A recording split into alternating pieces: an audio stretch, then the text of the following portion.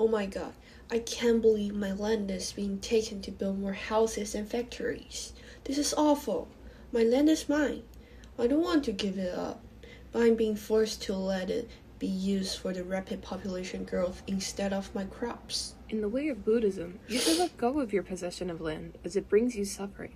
By letting go of your land, you give up your greed and desire, bringing you closer to achieving nirvana.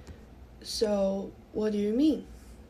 Human existence is painful, but you can get rid of this pain when you understand that your conditions are what cause your suffering. Everything is impermanent, including you, so why should you care so much about physical possessions? Your desire will only lead to suffering. Instead, you should focus on eliminating your hatred, greed, and ignorance.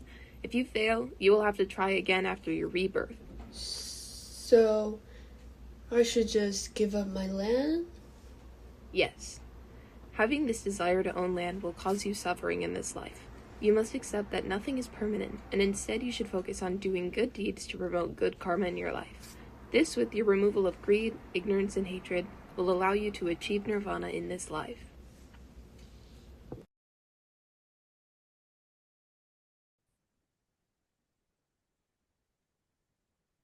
Hi, Xinyuan. Have you heard about the protest? Farmers are losing their lands and they're becoming a huge conflict. Yeah, it's unfortunate, but have you considered how does might view this situation? Losing? I mean just accept everything that has happened. How does it help farmers who are struggling? It's not about giving up, but about understanding. Everything changes just like a river's shift over time. Clinging to the past brings suffering. Instead of resisting, farms should adapt and find new ways to live. But isn't that unfair? Shouldn't they fight for their land? No, interface teachers that a forced change leads to conflict. Governments shouldn't push drastic policies, but should allow a natural transition. If change is inventable, it should happen smoothly without creating more suffering. I get that. But losing land is more than just like economic, it's their whole way of life. How can they find peace? True peace comes from within, not from land. Instead of holding on to suffering, they can seek new livelihoods, maybe through different skills or alternative work. So Dawson teaches that interest of fighting change, we should accept it. Let's go for of attachment and seek balance in new ways to live.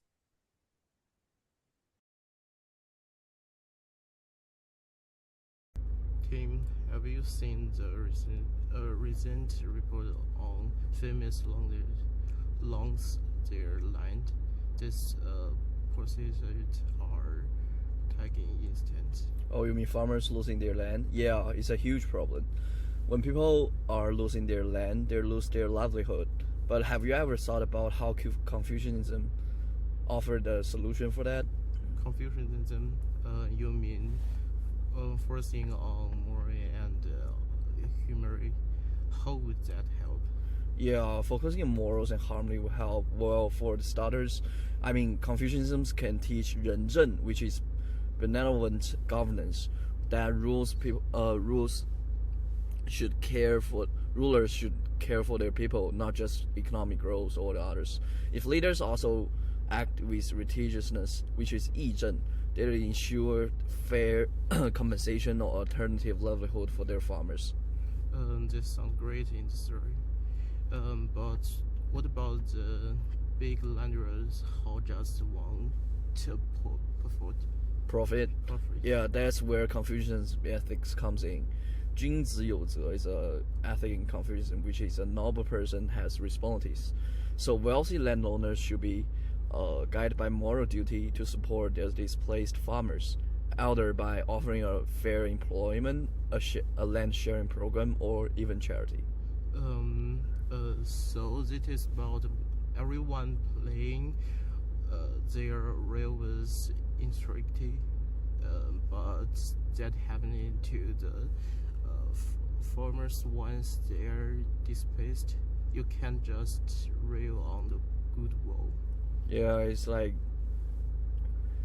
it's not about everyone playing their role with integrity, but what happens to the farmers, or they just displaced, right? So it is true that's why Confucianism emphasized education, which is 教育 and self-cultivation, and 修身.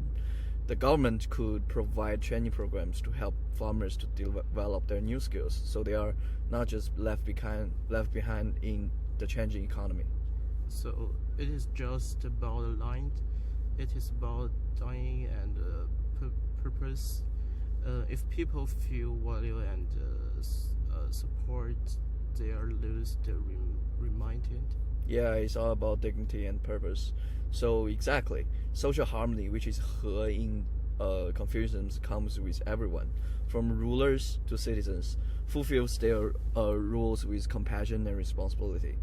It's not a quick fix, but a Confucianism approach would build long-term trust and stability.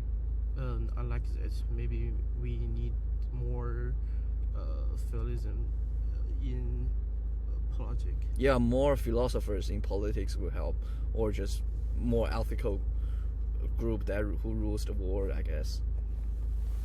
Okay, that will be all.